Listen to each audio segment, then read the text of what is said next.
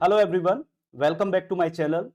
Today we are diving into the most exciting event in the Indian space history, that is ISRO's upcoming mission SpaceX.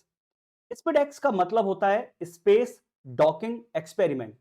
आज के session में मैं आपके साथ discuss यही करूंगा कि आखिर ये है क्या, इस मिशन के क्या एडवांटेज हमें मिलने वाले हैं, क्या इसका सिग्निफिकेंस है और क्या इसके टेक्निकल टर्म हैं।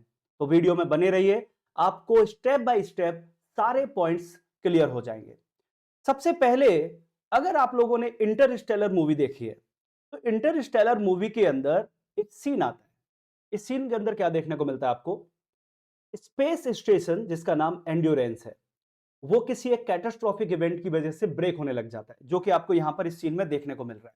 जो अपर वाला पोर्शन है वो है आपका क्या, स्पेस स्टेशन एंड्योरेंस, और धीरे धीरे वो डेब्री क्रिएट करते हुए स्पिन होते हुए दूर जा रहा है। वहीं नीचे की तरफ भी आपको एक छोटा सा स्पेस क्राफ्ट देखने को मिल रहा है, उसके अंदर मूवी के एक्टर और एक्ट्रेस हैं। कूपर यहां पर क्या ट्राई कर रहे हैं, अपने स्पेस क्राफ्ट को इस स्पेस स्टेशन के साथ जोड़ने का, डॉक करने का। तो इस मूवी के अंदर वो सीन हमें बहुत ही अच्छे तरीके से दिखाया गया। आज इसी टॉपिक के बारे में बातचीत करने जा रहा हूं। सबसे पहला जो पॉइंट मैं आपके साथ डिस्कस करने जा रहा हूं वो है space docking and rendezvous. Rendezvous का जो प्रोनाउंसिएशन है वो थोड़ा सा अलग है, क्योंकि ये वर्ड जो है वो फ्रेंच वर्ड है, इंग्लिश का नहीं, इसलिए इसका प्रोनाउंसिएशन भी थोड़ा अलग हो जाता है। आखिर ये है क्या स्पेस डॉकिंग और रॉन्डेवू क्या है, उसे समझते हैं। स्पेस डॉकिंग का मतलब क्या होता है? We are going to join physically to spacecraft और satellite.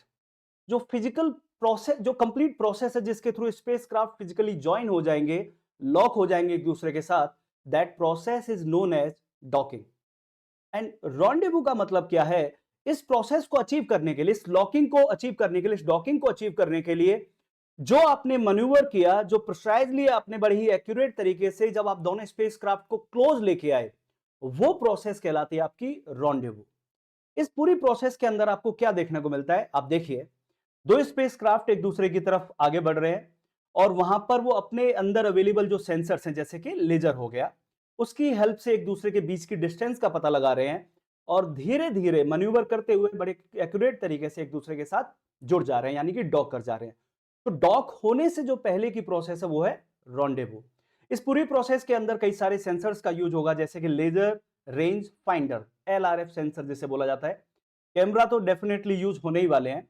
Global navigation satellite system है, यानी कि जीपीएस और जो बाकी ग्लोबल नेविगेशन प्रोवाइड कराने वाली सैटेलाइट्स हैं, उनकी हेल्प भी इसके अंदर ली जाती है। और खुद इन स्पेसक्राफ्ट और सैटेलाइट्स के जो खुद के इनर्शियल नेविगेशन सेंसर्स हैं, जिनसे इनकी खुद की एंगुलर वेलोसिटी क्या है, इनकी डायरेक्शन क्या है, इनका वेलोसिटी क्या है, वो सारे चीजों का पता लगता है। उन सभी का यूज किया जाता है इन प्रोसेसेस को अचीव करने में।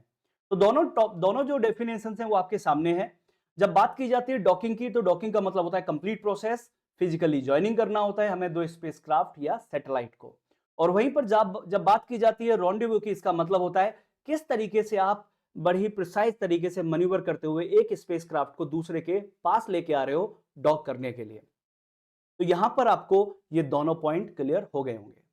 अब मैं बात करने जा रहा हूं, आखिर ये हमारा जो मिशन है जिसका नाम है स्पेस डॉकिंग एक्सपेरिमेंट, नाम से ही समझ में आ रहा होगा कि डॉकिंग करने जा रहे हैं इसके अंदर हम। तो space docking experiment that means SpaceX, ये क्या है? सबसे पहला पॉइंट इसके अंदर, it's a major leap in the Indian space history. इससे पहले कभी भी इसरो ने ये ट्राई नहीं किया। ये एक्सपेरिमेंट होने जा रहा है 30 दिसंबर को with the help of PSLV launcher. PSLV means polar satellite launch vehicle, वो व्हीकल जिसकी हेल्प से we are going to insert our satellite into the orbit. तो ये जो लॉन्चर है उसकी 60th फ्लाइट है, उसकी 60वीं जो फ्लाइट है उसके थ्रू किया जा रहा है। इसे इसरो का वर्क हॉर्स भी बोला जाता है, यानी मैक्सिमम टाइम अपनी ऑपरेशंस के अंदर सफल रहा है, फेल नहीं हुआ।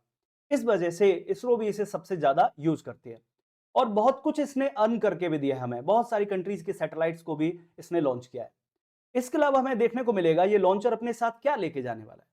PSLV launcher is going to take 2 small satellite, जिन सैटेलाइट्स को हम SDX-01 एंड 02 के नाम से भी जानते हैं, और उनका जो जेनेरिक जो नेम है वो उन्होंने क्या रखा है, chaser and target. Chaser and target से आपको साफ साफ समझ में आ रहा होगा, चेसर सैटेलाइट टारगेट सैटेलाइट के साथ डॉक करेगी, उसके साथ लॉक होगी and with the help of rendezvous process. ठीक है, इन दोनों सैटेलाइट्स को कहां पर प्लेस किया जाएगा? In low earth orbit with the help of PSLV launcher, और they will do docking and then undocking for a period of time. इन सारी प्रोसेस को स्टेप बाय स्टेप समझते हैं। सबसे पहले इस एक्सपेरिमेंट के हम, इस मिशन के हम कंपोनेंट्स को समझते हैं कि क्या क्या कंपोनेंट इसके अंदर हैं। तो सबसे पहला जो कंपोनेंट है वो है इसका launcher, that is PSLV, polar satellite launch vehicle. इसके नाम के आगे पोलर सैटेलाइट लॉन्च व्हीकल लिखा हुआ है। इसका मतलब जनरली ये सैटेलाइट्स को लो अर्थ ऑर्बिट के अंदर इंसर्ट करता है। जनरली इसका मतलब ये नहीं है कि हमेशा सारी सैटेलाइट्स को ये वहीं पे प्लेस करेगा। ये सैटेलाइट्स को मीडियम अर्थ ऑर्बिट और हायर अर्थ ऑर्बिट के अंदर भी ले जा सकता है। मैं यहां पर जो low earth orbit, medium earth orbit और हाई अर्थ ऑर्बिट आपके साथ में बोल रहा हूं, ये डिपेंड करता है अर्थ के रेस्पेक्ट में ऑर्बिट का एल्टीट्यूड कितना है। अगर अर्थ की सरफेस से ऑर्बिट का एल्टीट्यूड अप टू 2000 किलोमीटर है तो ऐसी ऑर्बिट्स को क्या बोला जाता है? लो अर्थ ऑर्बिट। 2000 किलोमीटर से लेकर 35,786 किलोमीटर के बीच है तो उसे बोला जाता है मीडियम अर्थ ऑर्बिट, और उससे ऊपर अगर ऑर्बिट है तो उसे बोला जाता है हाई अर्थ ऑर्बिट। अब हम समझते हैं पीएसएलवी लॉन्चर। तो पीएसएलवी लॉन्चर की हम सारी स्टेजेज और सारी जो कंपोनेंट है उनके बारे में जानकारी लेने जा रहे हैं। सबसे पहला जो पॉइंट यहां पर आपको देखने को मिल रहा है, इसे बोला जाता है payload payload fairing. Payload fairing, fairing का मतलब क्या होता है? कवर, यानी किसी चीज को इसने प्रोटेक्ट करके रखा है। किसको प्रोटेक्ट करके रखा है? पेलोड को। पेलोड का मतलब क्या है? सैटेलाइट। सैटेलाइट सैटेलाइट को कवर करके रखना जरूरी है। क्यों जरूरी है? अगर आपने विदाउट कवर सैटेलाइट को लॉन्च कर दिया तो जो अर्थ का एटमॉस्फेयर है उसकी वजह से ड्रैग मिलेगा, जो एरोडायनेमिक शेप है वो आपकी नहीं होगी, उसकी वजह से एयर का रेजिस्टेंस की वजह से आपको ड्रैग देखने को मिलेगा और हीटेड अप हो जाएगा पूरा का पूरा सिस्टम, और हो सकता है आपको बर्नआउट दिख जाए सैटेलाइट के फाइनल इंसर्शन से पहले ही। इसका मतलब we have to protect our satellite, हमें उसे कवर करना होगा, और उस कवर करने वाले पार्ट का नाम है पेलोड फेयरिंग, जिसके अंदर सैटेलाइट होती है। उसके बाद हम बात करते हैं कुछ डिफरेंट चीज के बारे में। जैसे यहां पर मैं आपके सामने रखने जा रहा हूं number 1, number 2, number 3 and number 4 कुछ पॉइंट्स हैं। ये क्या है? यहाँ के इन्हें बोला जाता है PSLV stages. PSLV stages, stages का मतलब क्या होता है? प्रपल्सन प्रपल्सन सिस्टम, जिनके नाम होते हैं PS1, 2, 3 एंड 4। तो यहां पे आपको क्या देखने को मिला? PS1, PS2, PS3 and PS4, ये आखिर हैं क्या? Propulsion systems of PSLV launcher. अब हम ये थोड़ा सोचते हैं आखिर ये प्रपल्सन सिस्टम होता क्या है? प्रपल्सन सिस्टम का मतलब होता है जो थ्रस्ट प्रोवाइड कराता है। थ्रस्ट प्रोवाइड कराता है यानी जो ढकेलने का काम करता है, जो सैटेलाइट को कैरी करता है और ढकेलते हुए, असेंड करते हुए ऊपर की ओर ले जाता है, यानी ऑर्बिट में इंसर्ट करने के लिए ले जाता है। इसका मतलब इसके अंदर कुछ तो ऐसा होगा जिसकी वजह से हमें थ्रस्ट मिलता है, जिसकी वजह से हमें प्रोपेल मिलता है। और वो क्या होता है प्रोपल्सन सिस्टम के अंदर? वो होते हैं आपके कंपोनेंट। क्या क्या कंपोनेंट होंगे उसके अंदर? हमें देखने को मिलेगा प्रोपल्सन सिस्टम के अंदर आपके प्रोपेलेंट एंड इसके अलावा इंजन। आपकी जो बाइक है, आपकी जो कार है, उन सबको भी प्रोपेल करने के लिए क्या चाहिए होता है? We need engine. और इंजन के क्या साथ क्या चाहिए आपको? फ्यूल चाहिए। तो प्रोपेलेंट का मतलब क्या होता है? Fuel plus oxidiser. अब आप जो व्हीकल्स देखते हो जो ग्राउंड पे चल रहे हो, यहां पर तो एयर की अवेलेबिलिटी है, तो इसकी वजह से ऑक्सीडाइजर अलग से कैरी करने की जरूरत नहीं है। लेकिन लॉन्चर को तो हमारे एटमॉस्फेयर से बाहर जाना है, वहां पर ऑक्सीजन की अवेलेबिलिटी नहीं है, इसलिए लॉन्चर अपने साथ अपना ऑक्सीडाइजर भी लेके जाता है, फ्यूल भी लेके जाता है। और जब फ्यूल और ऑक्सीडाइजर मिलते हैं और उसी मोमेंट पर spark is there, as a resultant we have combustion, firing देखने को मिलती है। और उस फायरिंग के बाद ये सारी फायरिंग हो कहां पर? ये इंजन के अंदर। और इंजन उस फायरिंग की वजह से जो गैसेज एग्जॉस्ट होंगी, उस एग्जॉस्ट की वजह से थ्रस्ट प्रोवाइड कराएगा और प्रोपेल करेगा हमारे पूरे सिस्टम को। तो ये सारी जो कंपोनेंट है, ये सारी चीजें हैं, वो किससे रिलेटेड है? वो रिलेटेड है आपके पीएसएलवी लॉन्चर से। मैं इन स्टेजेस के बारे में और डिटेल में नहीं जाऊंगा, उसके लिए अलग से सेपरेट वीडियो बनाया जा सकता है। इसका मतलब जो हमें पीएसएलवी लॉन्चर देखने को मिला, उसकी अगर मैं केवल इस स्टेज की बात करूं जो कुछ इस तरीके की आपको देखने को मिलेगी। यहां पे आपको देखने को मिल रहा है फ्यूल टैंक इज देयर, इसके अलावा ऑक्सीडाइजर टैंक भी आपके पास है। इन दोनों को मिला के क्या बोला जा रहा है? प्रोपेलेंट। इसके अलावा आपको देखने को मिल रहा है पंप सिस्टम। पंप सिस्टम का मतलब फ्यूल और ऑक्सीडाइजर पंप्स की हेल्प से कंबस्शन चैम्बर के अंदर आ रहे हैं। कंबस्शन चैम्बर में स्पार्किंग होगी, spark plug will be there, उसकी वजह से आपको क्या देखने को मिलेगा? कंबस्शन। कंबस्शन होने के बाद जो फ्यूल है वो एक्सपेंड होने लग जाएगा और गैसेस एग्जॉस्ट होने लग जाएंगे आउटसाइड इन दिस डायरेक्शन। इस एग्जॉस्ट की वजह से आपको क्या देखने को मिलेगा? न्यूटन थर्ड लॉ के बारे में थोड़ा सोचिए। Every action have its own equal and opposite reaction.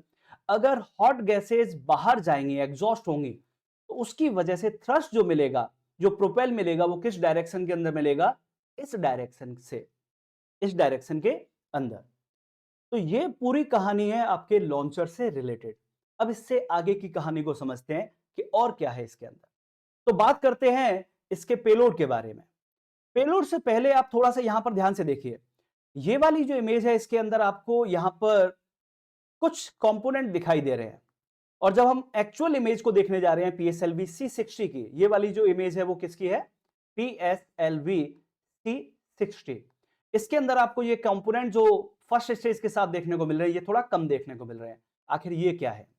तो इस तरफ जो आपका पीएसएलवी है उसका नाम है पीएसएलवी एक्सएल, और इस डायरेक्शन के अंदर जो पीएसएलवी देखने को मिल रहा है वो है पीएसएलवी डीएल। इसका मतलब क्या है? अगर आपकी सैटेलाइट हैवी है, उसका वेट 1000 किलोग्राम है, 1500 किलोग्राम है, यानी अच्छा खासा वेट है आपकी सैटेलाइट का, वो 1500 किलोग्राम की कैटेगरी के अंदर अगर जा रहा है तो उसके लिए, या 1000 किलोग्राम के आसपास है, उसके लिए we need powerful thrust.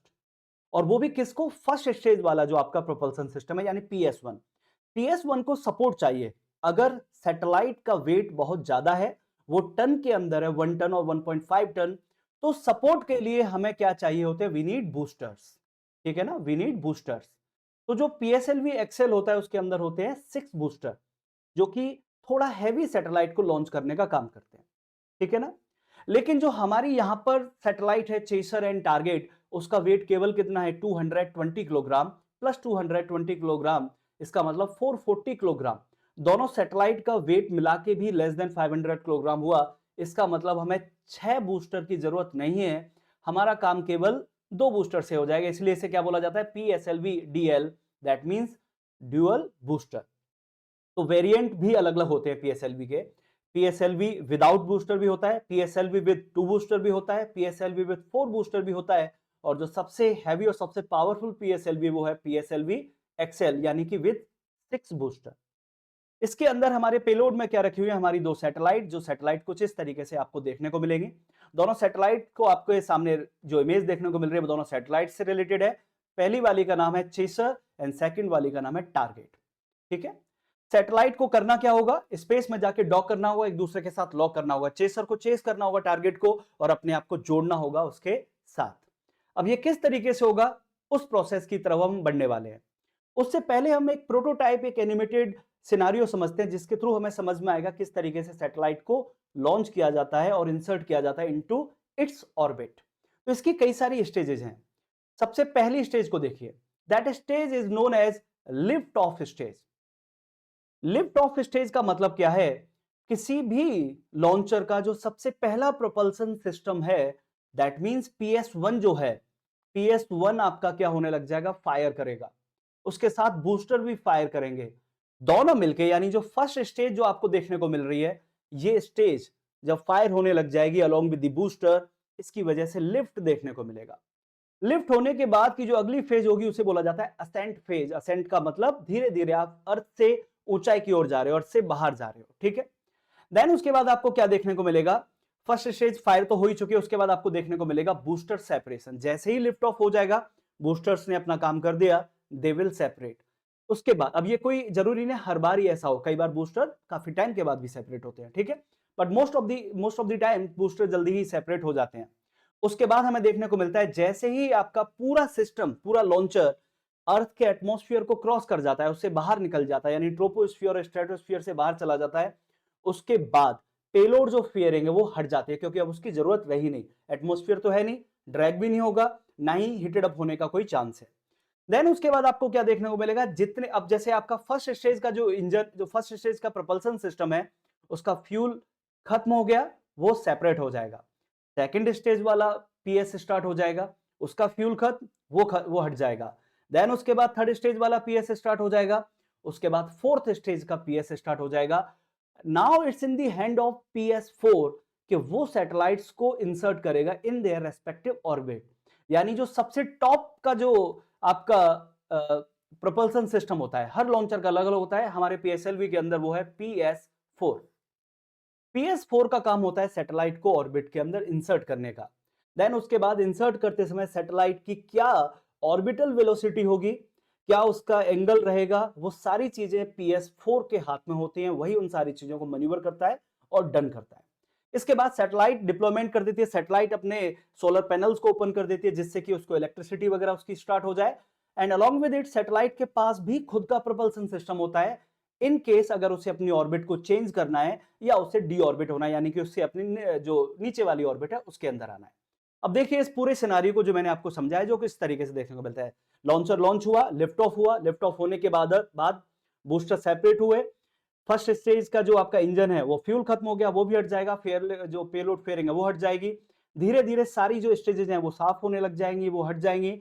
Then finally जो सबसे लास्ट की स्टेज है, जिसे इस केस के अंदर PS4 बोला जा रहा है, वो सैटेलाइट्स को उनकी रेस्पेक्टिव ऑर्बिट्स के अंदर इंसर्ट करना चालू कर देगी, जैसा कि आपको यहां पर देखने को मिला। इसने अभी पहली सैटेलाइट को लॉन्च कर दिया, अब ये थोड़ी देर में दूसरी सैटेलाइट को भी रिलीज करने वाला है इनटू इट्स रेस्पेक्टिव ऑर्बिट।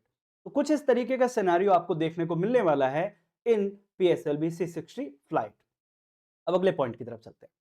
मान लीजिए सब कुछ सक्सेसफुल रहा, उसके बाद क्या देखने को मिलेगा आपको, चेसर एंड टारगेट दोनों सैटेलाइट कुछ इस तरीके से एक लो अर्थ ऑर्बिट के अंदर प्लेस कर दी जाएंगे। लो अर्थ ऑर्बिट का जो एल्टीट्यूड है वो क्या है आपका, 470 किलोमीटर। इसका मतलब क्या होगा, with respect to the earth surface satellite का जो एल्टीट्यूड होने वाला है, जिस ऑर्बिट के अंदर वो रोटेट, जो ऑर्बिट के अंदर रिवॉल्व करने वाली है, वो होने वाला है 470 किलोमीटर। सर्कुलर ऑर्बिट होगी, इसका मतलब अर्थ की सरफेस के रेस्पेक्ट में हर जगह पर उनकी, चाहे आप इस डायरेक्शन में देखिए या इस डायरेक्शन में देखिए, हर जगह पर जो एल्टीट्यूड होने वाला है वो क्या रहेगा, 740 किलोमीटर।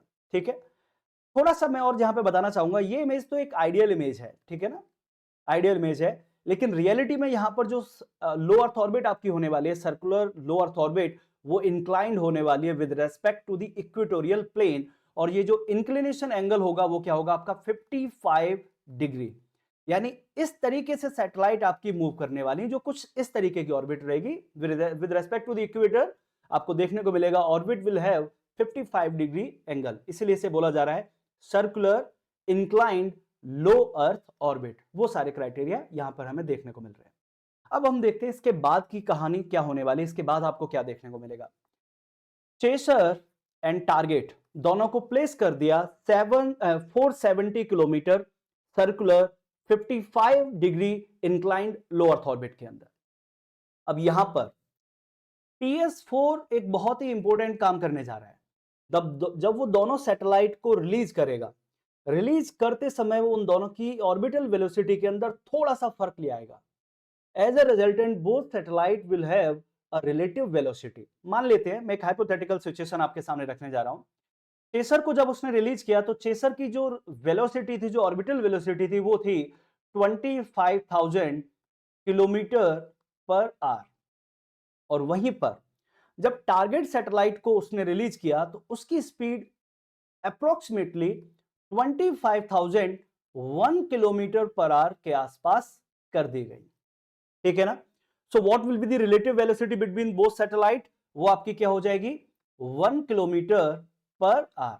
ठीक है, इसका मतलब क्या होगा, दोनों के बीच में, दोनों सैटेलाइट के बीच में धीरे धीरे जो गैप है, धीरे धीरे जो डिस्टेंस है, वो धीरे धीरे दोनों के बीच में बढ़ने लग जाएगी because of their respective relative velocity.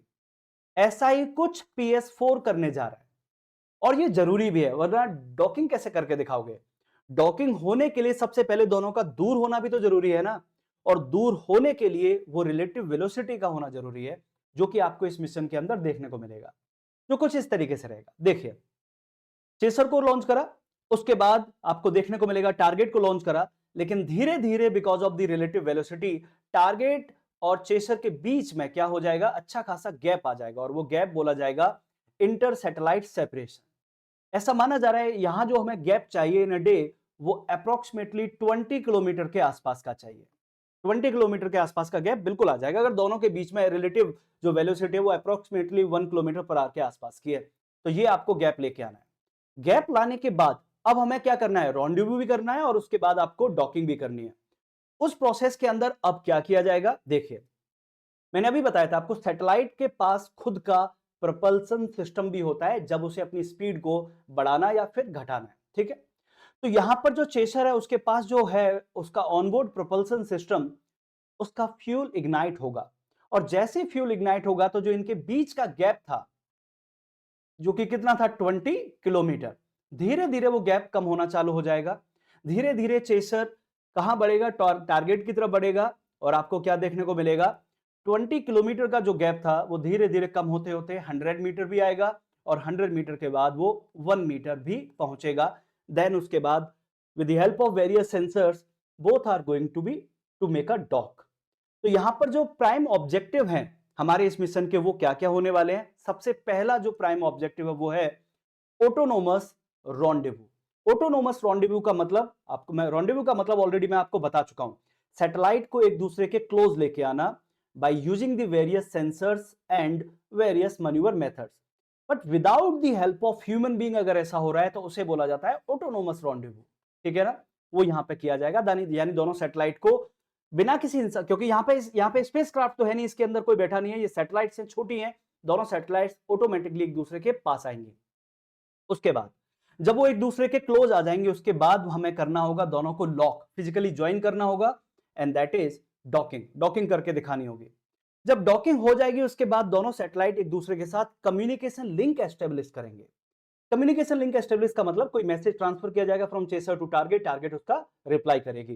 तो ये भी करके दिखाना है जो कि आपको पता लग जाएगा अभी थोड़ी देर बाद कि फ्यूचर के मिशन के लिए कितना इंपॉर्टेंट है। देन दोनों सैटेलाइट्स को आपस में एक दूसरे के बीच क्या करने वाले हैं, इलेक्ट्रिक पावर ट्रांसफर करेंगे एक दूसरे के बीच, बहुत जरूरी है। आगे फ्यूचर में आपको कभी भी स्पेस क्राफ्ट को डॉक करना है विद स्पेस स्टेशन तो आपको ये चाहिए दोनों जब एक दूसरे के साथ डॉक हो तो इलेक्ट्रिसिटी का प्रॉपर ट्रांसफर होना चाहिए from one spacecraft to the second spacecraft, वो यहां पे करके दिखाया जाएगा। देन उसके बाद अनडॉकिंग, ये भी इंपॉर्टेंट है। अनडॉकिंग यानी वापस से सेपरेट होना, वो इस एक्सपेरिमेंट के अंदर करके दिखाया जाएगा। देन फाइनली उसके बाद सैटेलाइट जब सेपरेट हो जाएंगे, इन दोनों सैटेलाइट्स के पास भी कुछ सेंसर्स हैं, उनकी हेल्प से वो आगे आने वाले 2 साल के लिए अपने ऑपरेशंस को करेंगे। कई सारे माइक्रोग्रेविटी जो एक्सपेरिमेंट्स हैं उनको करके दिखाएंगे और उसका डेटा इसरो को मिलेगा। लेकिन अगर ये सारा सक्सेसफुल हो जाता है तो आप सोचिए इससे कितने सारे एडवांटेज हमें या सिग्निफिकेंस हमें देखने को मिलने वाले हैं, वो अभी थोड़ी देर में मैं बातचीत करने जा रहा हूं। अब आप ध्यान से देखिए यहां पे एक वर्ड और लिखा है, वो क्या है, POEM4, पोएम 4। इससे पहले 3 POEM हो चुके हैं, यहां पर आपके सामने होने जा रहा है फोर्थ वन। क्या है इसे समझिए। POOM को जब मैं एक्सपेंड करता हूं तो ये बन जाता है PS4 orbital experiment module. Poem module इसे बोला जा रहा है। PS4, PS4 का मतलब क्या, ये सबसे टॉप जो स्टेज है इसके बारे में बात हो रही है। अब आप ध्यान से समझिए, जो सबसे टॉप स्टेज होती है, जो सबसे टॉप स्टेज है उसका मेन काम क्या होता है, to place satellite into their respective orbit, यानी वो खुद भी ऑर्बिट कर रहा होता है। जब उसने सैटेलाइट को प्लेस कर दिया उसके बाद वो भी तो वहीं ऑर्बिट करेगा। अगर आप उसका कोई यूज नहीं ले रहे हैं तो PS4 या जो सबसे टॉप जो सबसे अपर स्टेज की जो प्रोपल्सन सिस्टम होता है लॉन्चर में, वो बन जाता है स्पेस डेब्री यानी कि कचरा। लेकिन अभी इसरो ने और कई सारी एजेंसीज ये काम कर रही हैं, वो अपनी जो सबसे टॉप वाली जो स्टेज होती है उसे यूज कर रही हैं फॉर अदर माइक्रोग्रेविटी एक्सपेरिमेंट, जो कि इस वीडियो के अंदर भी आपको मैं दिखाना चाहूंगा। देखिए यहां पे क्या देखने को मिल रहा है आपको, यहां आपके पास है PS4। PS4 के साथ जुड़ी है मान लीजिए कोई सैटेलाइट, ये तो एक हाइपोथेटिकल सिचुएशन है, एक सैटेलाइट है। इस सैटेलाइट को ये अभी थोड़ी देर में रिलीज कर देगा इनटू इट्स ऑर्बिट। उसके बाद ये खुद क्या होगा, रिवर्स हो जाएगा, अपनी डायरेक्शन को बदलेगा जिससे कि इसे दूसरी डायरेक्शन के अंदर थ्रस्ट मिले। उसके बाद आपको क्या देखने को मिलेगा, अगले पॉइंट में आपको देखने को मिलेगा या तो ये अपनी ऑर्बिट में नीचे वाली ऑर्बिट की तरफ आएगा या इस ऑर्बिट को चेंज करके ये अपर ऑर्बिट में भी जा सकता है। यहां पर इस केस के अंदर हमारा जो PS4 है वो अपने साथ लेके जा रहा है 24 स्मॉल पेलोड्स, ठीक है ना, जो कि कई सारी एजेंसीज के, यानी उसमें से ऑलमोस्ट 10 के आसपास है वो हमारी प्राइवेट कंपनीज के हैं, उसके अलावा इसरो और उसके जो रीजनल सेंटर्स हैं उनके द्वारा है। ये एक्सपेरिमेंट जैसे कि कॉस्मिक रेडिएशन कितना है एटमॉस्फेयर के अंदर, कितना प्लाज्मा अर्थ की तरफ आ रहा है, कई सारे microgravity physical experiment, chemical experiment, वो सारी चीजें करके दिखाएंगे ये सारे के सारे 24 स्मॉल पेलोड जो किसके ऊपर लगे हुए हैं, PS4 पर। तो ये एक्सपेरिमेंट भी अपने आप में खास होने वाला है, यानी स्पेसडेक्स जो स्पेसडेक्स वाला मिशन है उस दिन OM4 भी होगा और उसके अगले दिन डॉकिंग, रॉन्डेव्यू एंड अनडॉकिंग, ये सारी चीजें भी हमारे सामने देखने को मिलेंगी। अब बात करते हैं इस मिशन के सक्सेसफुल होने के बाद what we are going to get, क्या हमें मिलने वाला है, क्या इसके फायदे होने वाले हैं। तो आप सोच के देखिए, अगर ये सक्सेसफुल हो जाता है तो इससे, जैसे पिछली बार आपने देखा चंद्रयान सक्सेसफुल हुआ, उसके बाद आदित्य सक्सेसफुल हुआ, उसके बाद एक्सपोसैट सक्सेस हुआ, इन सारी चीजों के बाद आपको देखने को क्या मिला, थ्रू आउट द कंट्री एक साइंटिफिक टेम्परामेंट डेवलप हुआ। लोग साइंस के बारे में बातचीत करने लगे जो कि जनरली हमारे देश में नहीं होती है। लोग टेक्नोलॉजी के बारे में बातचीत करने लगे, लोगों का इंटरेस्ट बढ़ने लगा। आज कई सारे यंग हैं जो एस्पायर कर रहे हैं कि उन्हें इसरो जाना है, उन्हें भी स्पेस साइंटिस्ट बनना है। तो ये आपको एडवांटेज एक देखने को मिलता है जब भी आप इस तरीके के मिशंस को सक्सेसफुल करके दिखाते हैं। अब उसके बाद देखते हैं और क्या एडवांटेज यहां देखने को मिलेंगे। तो यहां पर जैसे ही ये मिशन सक्सेसफुल हो जाता है तो उसके बाद आपको देखने को मिलेगा it is going to help in building and operation of भारतीय अंतरिक्ष स्टेशन। पहले इसका नाम था इंडियन स्पेस स्टेशन, अभी नाम बदल दिया गया भारतीय अंतरिक्ष स्टेशन, जो माना जा रहा है by the year of 2035 will be completed, 2035 तक जो कि बन जाएगा। अब ऐसा क्यों बोला जा रहा है? ये डॉकिंग वाला जो ये एक्सपेरिमेंट है वो हमारा जो भारतीय अंतरिक्ष स्टेशन होने वाला है उसमें हेल्प करेगा। देखिए, जो स्पेस स्टेशन होता है, जैसे आपके सामने जो इमेज है वो है इंटरनेशनल स्पेस स्टेशन। इसका वेट है 420 टन। इस धरती पर कोई भी ऐसा लॉन्चर नहीं है जो इतने हैवी वेट को लॉन्च कर दे। हमारे वाले का भी वेट कितना है, 20 टन। हमारे पास भी ऐसा कोई लॉन्चर नहीं है जो 20 टन को एक साथ एक ही थ्रो के अंदर लॉन्च कर दे। और इम्पॉसिबल है। देखिए एक्सपेंड होके कितना बड़ा हो गया ये। एक्सपेंड होने के बाद ये मीटर्स में चला गया, हंड्रेड्स ऑफ मीटर के आसपास का हो गया। इतने बड़ी चीज को आप कैसे लॉन्चर के अंदर प्लेस करोगे? It's almost impossible. What is the meaning of that? यानी जब कभी भी हम स्पेस स्टेशन बनाते हैं उसके लिए हम क्या करते हैं, हम मॉड्यूल्स को भेजते हैं। मॉड्यूल 1, मॉड्यूल 2, मॉड्यूल 3 और इन सब का मतलब क्या है, हम डिफरेंट डिफरेंट सैटेलाइट्स को टाइम टू टाइम भेजते रहते हैं। ये सारे मॉड्यूल एक दूसरे के साथ डॉक होते जाते हैं। Then over a period of time आपका स्पेस स्टेशन बनके कंप्लीट होता है, वरना इतना बड़ा ऑब्जेक्ट पेलोड फेयरिंग के अंदर ही नहीं आ सकता। तो स्पेस स्टेशन को बनाना है अगर इंडिया को, तो उसके लिए सबसे पहले जरूरी है डॉकिंग को सक्सेसफुल करके दिखाना। तो ये पहला एडवांटेज हमें यहां पे देखने को मिलने वाला है। दूसरा जो सिग्निफिकेंस एडवांटेज हमें मिलने वाला वो मिलने वाला है मून लैंडिंग एंड सैंपल को वापस लेके आना। देखिए मून तो हम लैंड कर चुके हैं, वो लास्ट ईयर ही हो गया चंद्रयान 3 के साथ। लेकिन अब आपके सामने जो अगला चैलेंज है वो क्या है, बाय द ईयर ऑफ 2014 हमें मून पर जाना भी है, मून का सैंपल भी कलेक्ट करना है और वापस भी आना है। इसका मतलब आप समझिए, इसका मतलब जो ऑर्बिटर होगा, ऑर्बिटर से लैंडर सेपरेट होने के बाद किस पर लैंड करेगा, मून की सरफेस पर। उसके बाद मून से सैंपल कलेक्ट करने के बाद ये लैंडर वापस ऑर्बिटर के साथ क्या होने वाला है, डॉक होने वाला है। तो इस तरीके के एक्सपेरिमेंट जो फ्यूचर में होने वाले हैं उसमें भी डॉकिंग बहुत जरूरी है।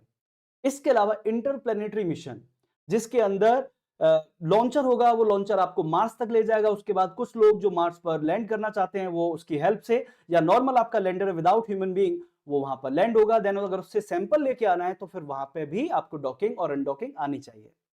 इसके अलावा स्पेस रोबोटिक्स, ग्रेविटी मूवी है, मार्शियन है आपकी, इंटरस्टेलर, इन सब में आपको कई सारे सीन देखने को मिले जहां पर डॉकिंग के अंदर और अनडॉकिंग के अंदर robotic arm are also doing their respective work. तो इस तरीके के एक्सपेरिमेंट को भी अगर फ्यूचर में करना है तो वहां पे भी हमें इस एक्सपेरिमेंट के सफल होने का इंतजार करना होगा। और इसके अलावा गगनयान जैसे जो मिशन होते हैं जिन्हें बोला जाता है human space flight mission. Human space flight जो मिशन होते हैं, इन मिशंस के अंदर for a short period of time crew members are orbiting around the earth. तो क्रू मेंबर्स को भी अगर बीच में स्पेस स्टेशन के साथ डॉक होना है, अनडॉक होना है, तो उसके लिए भी इस टेक्नोलॉजी का होना जरूरी है। तो ये सारे एडवांटेज हमें फ्यूचर में देखने वाले हैं with the success of SpaDeX mission. अब लास्ट पॉइंट को डिस्कस करते हैं। अगर ये मिशन सक्सेसफुल हो गया और होपफुली ये सक्सेसफुल हो जाए, देन उस केस में आपको देखने को मिलेगा India will become the fourth nation in world after US, Russia and China, जिसके पास खुद की इंडिजिनस टेक्नोलॉजी होगी डॉकिंग एंड अनडॉकिंग की, इसके अलावा किसी भी कंट्री के पास नहीं है। और अगर ऐसा हुआ तो एक मैं आपके सामने न्यूज शेयर करने जा रहा हूं, उसे थोड़ा ध्यान से देखिए। यहां पर ये नवंबर की न्यूज है। इस न्यूज में क्या देखने को मिल रहा है आपको? For every rupee spend on ISRO society got back ₹2.5। इसका मतलब स्पेडएक्स के ऊपर ऑलमोस्ट 125 करोड़ के आसपास का खर्च होने जा रहा है, जो कि बहुत ज्यादा नहीं है। आप देखिए इसरो का अभी तक का पूरा, जब से इसरो बना है और आज तक का जितना भी कंप्लीट इन्वेस्टमेंट है, वो नासा के 1 साल के बजट से भी कम है। और इसरो ने इतना सक्सेसफुल मिशन को लॉन्च कर चुके हैं इसरो के, उसके बाद आज इसरो के पास कई सारे कमर्शियल लॉन्च के ऑफर रहते हैं। पीएसएलवी की हेल्प से हम कई सारी कंट्रीज के व्हीकल्स को, कंट्रीज की सैटेलाइट्स को लॉन्च करते हैं, उनके स्पेसक्राफ्ट को लॉन्च करते हैं। इसका मतलब वहां पे अर्निंग भी देखने को मिलती है। तो डॉकिंग अगर सक्सेसफुल कर दिया तो यहाँ पे और भी कंट्रीज हैं, जैसे यूके हो गया, फ्रांस हो गया, जर्मनी हो गया, जापान हो गया, इनको भी टाइम टाइम पर डॉकिंग और अनडॉकिंग की मदद चाहिए होती है। वो इससे पहले रशिया, यूएस, इन सब से ले रहे हैं। अगर इंडिया इसे सक्सेसफुल कर देता है तो इंडिया को आपको देखने को मिलेगा एक अर्निंग पोटेंशियल बन जाएगा, और वो भी किससे रिलेटेड? डॉकिंग से रिलेटेड, डॉकिंग टेक्नोलॉजी से रिलेटेड। तो ये सारे सिग्निफिकेंस एडवांटेज हमें देखने को मिलने वाले हैं after the success of SpaDeX mission. इसके साथ ही हमारा ये टॉपिक है आज का, वो यहां पर खत्म हो जाता है। आई होप आपकी जो भी सारी डाउट है, आपको इस टॉपिक के बारे में जो भी सुनने को मिलता था, वो सारी चीजें आपको क्लियर हो गई होंगी। अगर आपको ये वीडियो पसंद आए तो प्लीज लाइक इट। अगर आपको इस वीडियो को अपने दोस्तों के साथ शेयर करना है तो प्लीज शेयर इट, और चैनल को सब्सक्राइब कीजिए। इससे रिलेटेड जो पीडीएफ है वो मैंने टेलीग्राम के चैनल पर रखी हुई है, जिसकी लिंक यूट्यूब के डिस्क्रिप्शन के अंदर दी हुई है। तो टेक केयर, बाय बाय, मिलते हैं।